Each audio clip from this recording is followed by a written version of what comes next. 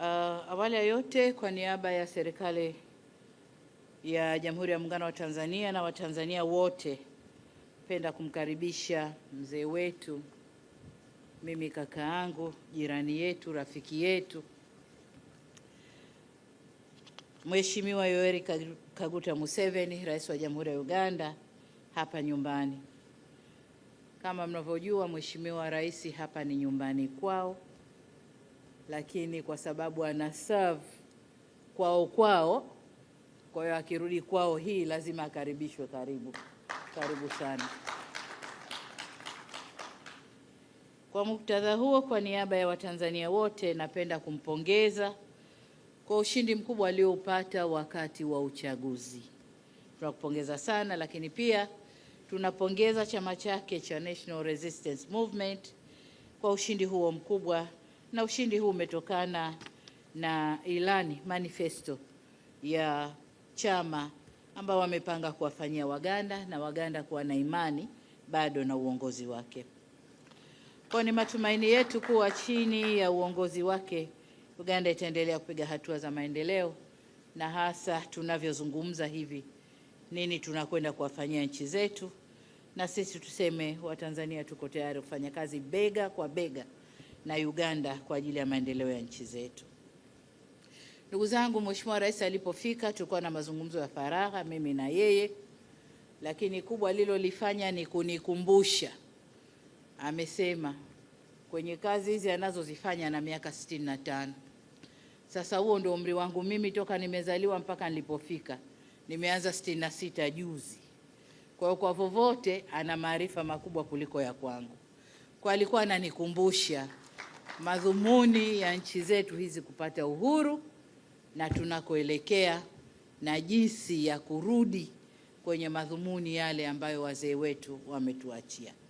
Ndio ilikuwa sehemu kubwa ya mazungumzo yangu mimi naye, lakini papo hapo watu wetu, timu zetu za mawaziri na wasaidizi wao walikuwa wana mazungumzo, sisi tunaendelea na wao wanaendelea. Na mawaziri wetu wamepitia mambo kadhaa ambayo wamezungumza nyuma, wamekubaliana utekelezaji haujafikia pazuri, na wale ambao wamefikia pazuri wamekumbushana waendeje kuyamaliza. La kwanza walilozungumza ni swala zima la ujenzi wa mabomba ya nishati haya. Kuna bomba mnalolijua kama bomba la EACOP, ambayo ni lile bomba litakalochukua mafuta ghafi kutoka Uganda mpaka Tanga bandarini, na tunamshukuru Mungu na tunashukuru ndugu zetu kwa mazungumzo yetu. Kuanzia Julai huenda meli ya kwanza ikaondoka pale Tanga kwenda mafuta yanakopelekwa. Lakini ndani yake kuna mambo mengi ambayo tulizungumza jinsi ya kuendana nayo tuyamaliza. Lakini pia tumezungumzia mabomba mawili mengine. Kuna bomba la gesi takalotoa gesi Tanzania kupeleka Uganda, lakini kuna bomba la mafuta safi sasa ambayo yatakuwa yamesafishwa Uganda, yanakwenda kwenye nchi yanakouzwa.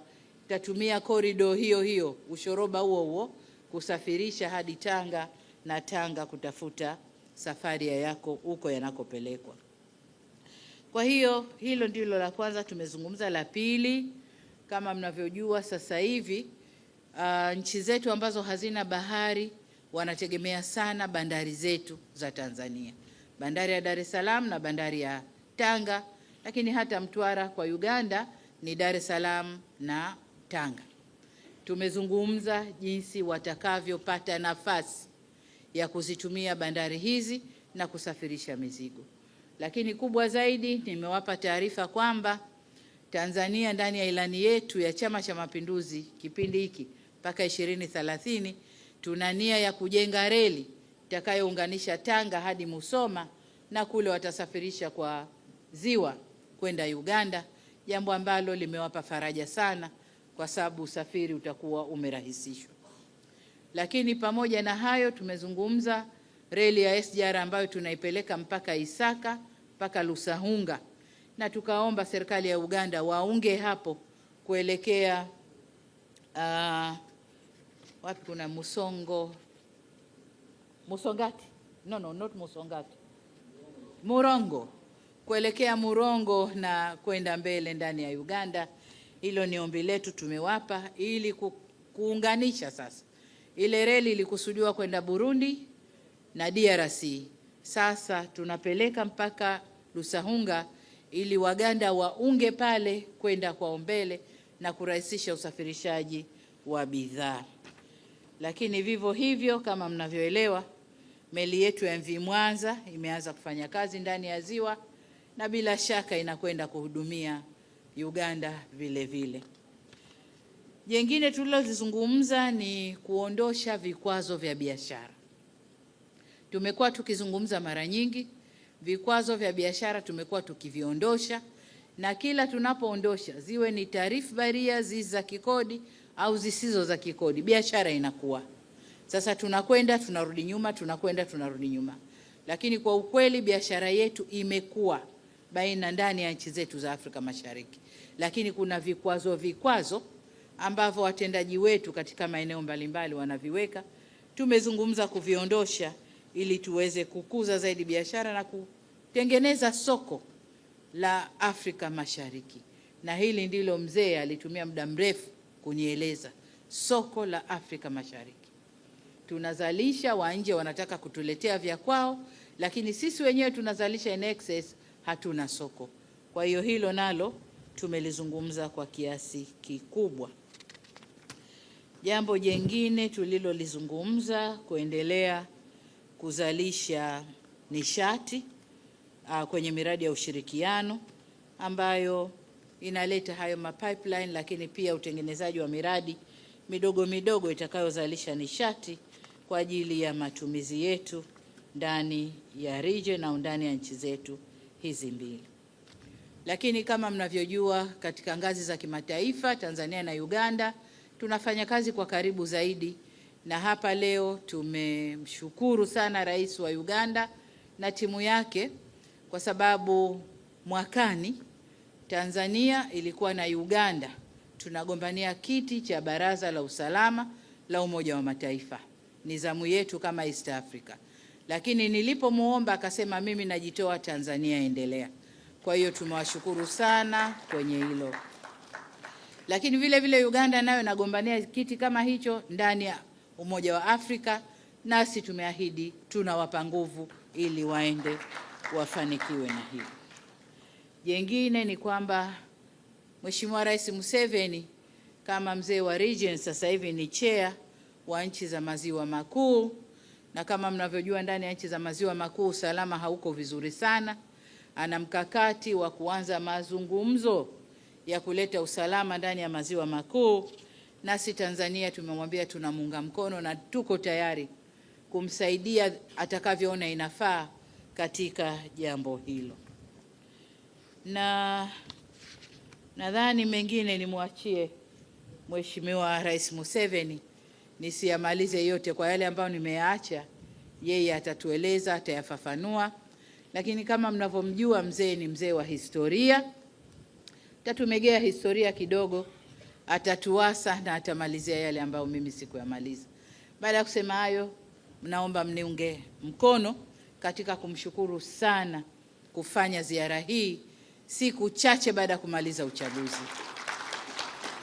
Hii inaonyesha kwamba anatoa umuhimu mkubwa sana kwa ajenda za ushirikiano baina ya Uganda na Tanzania, lakini pia kwenye ukanda wetu wa Afrika Mashariki.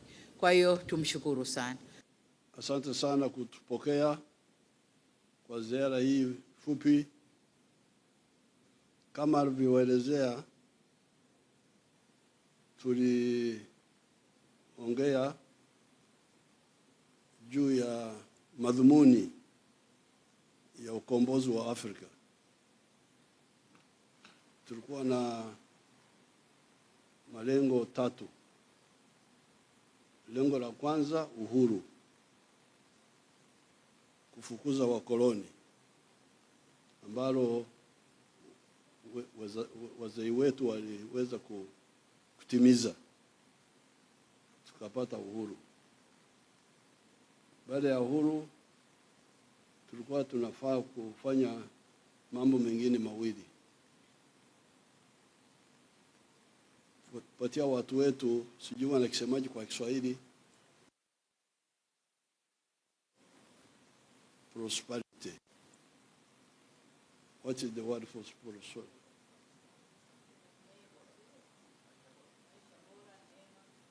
Mema. Mtakuja kupata neno ambalo na sasa prosperity kwa enzi hizi, wanasema enzi these times. See, I'm not as ignorant as I look with Swahili. Prosperity kwa enzi hizi ni kuzalisha mali, kuzalisha bidhaa au huduma.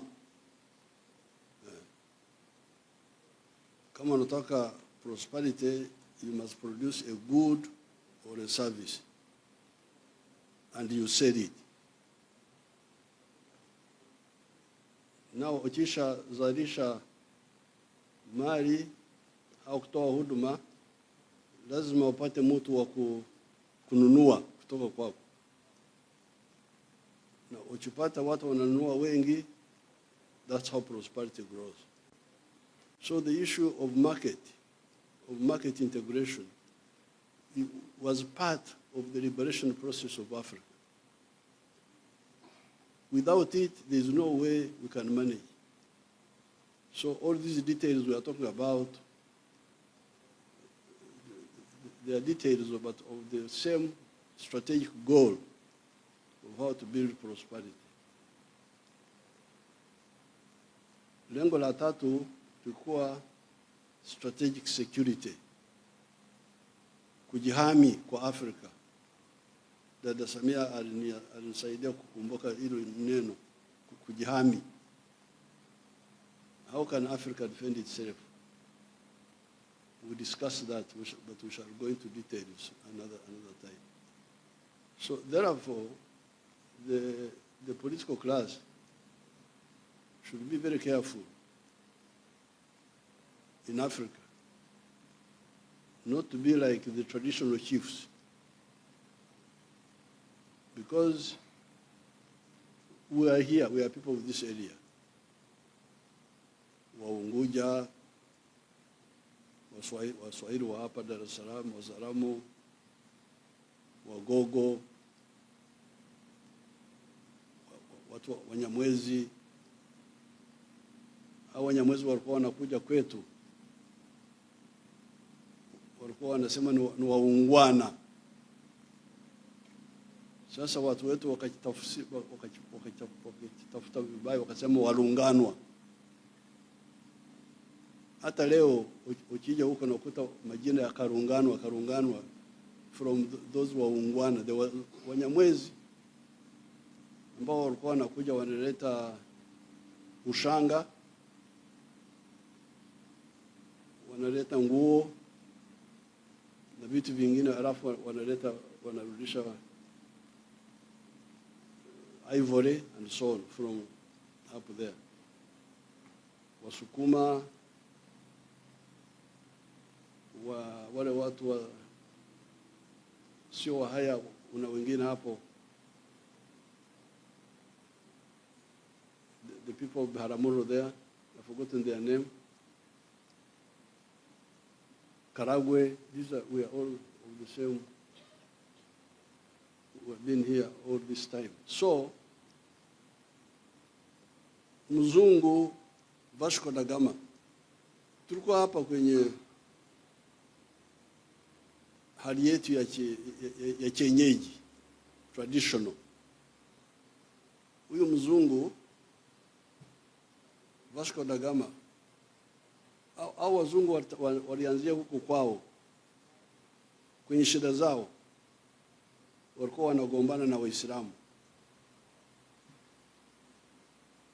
Alafu mwaka 1453 Waislamu wakashika bandari ya Constantinople, siku hizi wanaita Istanbul, yuko kwenye nchi ya Turkey. baada ya Waislamu kushika hiyo bandari, wakazuia wazungu kwenda China. Kulikuwa njia ya barabara ya kwenda China ya makoporo ya kwenda huko China. Sasa wakajifunga.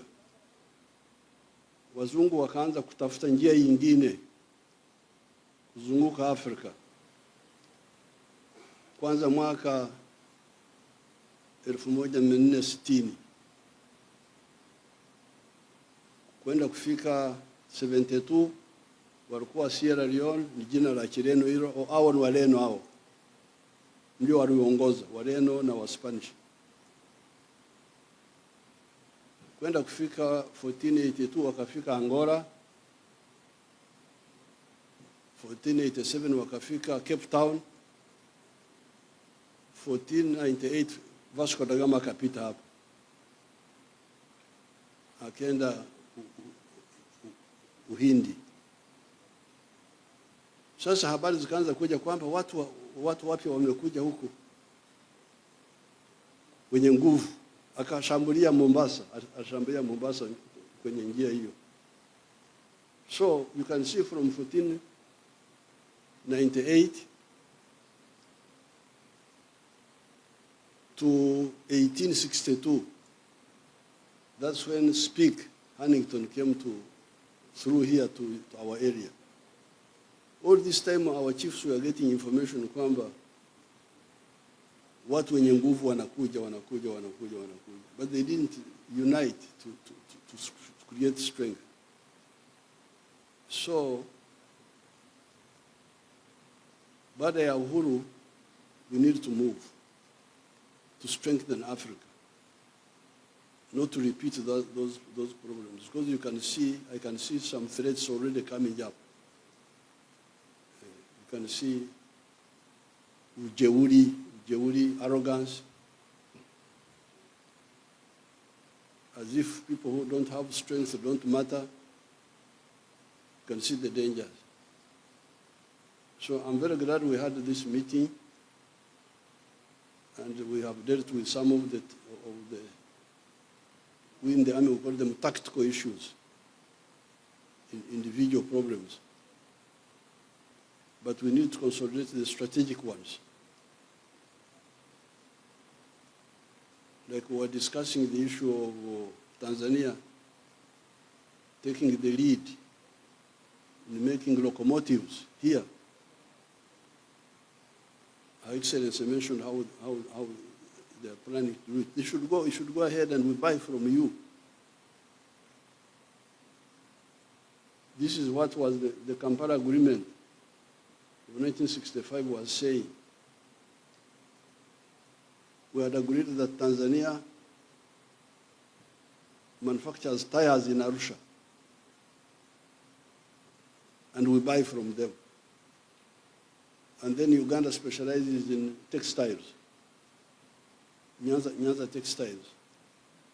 And then Kenya something else. Then some other people went and started Firestone in Nairobi without following the other agreement. So those actions are really not, we should not repeat those mistakes, because we would be very far now. The big countries can try to put pressure on us, but the way you resist depends on how strong you are. You have seen how India was threatened by some people. So if you don't open agriculture, we shall do this, we shall do that. India said no. But India is India now. They're able to resist. So I was very happy for my sister to allow me to come here and talk with her and then with the group.